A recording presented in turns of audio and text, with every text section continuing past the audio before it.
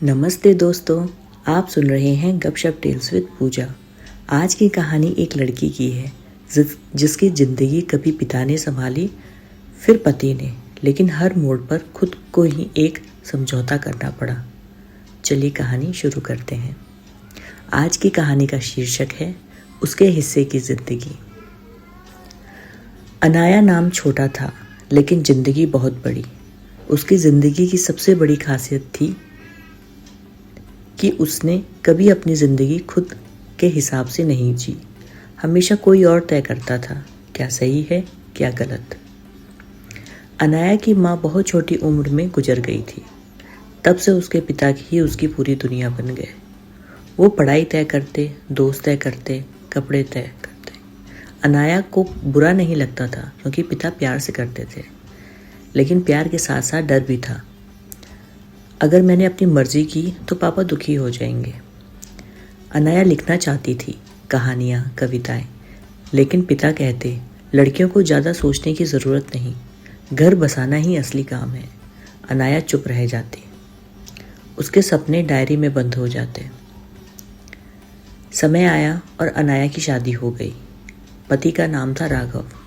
राघव अच्छा इंसान था, समझदार, जिम्मेदार। अब पिता की जगह पति ने ले ली। अब राघव तय करता कहाँ जाना है, किससे मिलना है, क्या पहनना है। अनाया ने फिर भी शिकायत नहीं की, क्योंकि समाज कहता है अच्छी पत्नी वही जो ज़्यादा सवाल ना करे। अनाया अब बहू थी, पत्नी थी, कभी कभी बेटी थी, लेकिन कभी भी वो सिर्फ अनाया नहीं थी। उसके दिन काम से शुरू होते और थकान पर ख़त्म। उसकी खामोशी को सबने उसकी आदत समझ लिया। एक दिन राघव ने कहा, तुम्हें जॉब की ज़रूरत नहीं, घर संभालो, वही काफ़ी है। अनाया ने पहली बार आंखों में आंसू लेकर कहा, और मुझे कौन संभालेगा। राघव चुप हो गया। उस रात अनाया ने अपनी पुरानी डायरी खोली। वही सपने, वही अधूरी बातें। उसने पहली बार खुद से पूछा, क्या मैं सिर्फ किसी की जिम्मेदारी हूँ या एक इंसान भी। अनाया ने फिर से लिखना शुरू कर दिया, रात में, सबके सो जाने के बाद। पहले अपने लिए, फिर ऑनलाइन। धीरे धीरे लोग जुड़ने लगे। उसकी कहानियों में हजारों लड़कियां अपनी ज़िंदगी देखने लगी। एक दिन राघव ने उसकी लिखी कहानी पढ़ी। उसमें अनाया नहीं थी, लेकिन हर अनाया थी। राघव की आंखें भर आईं।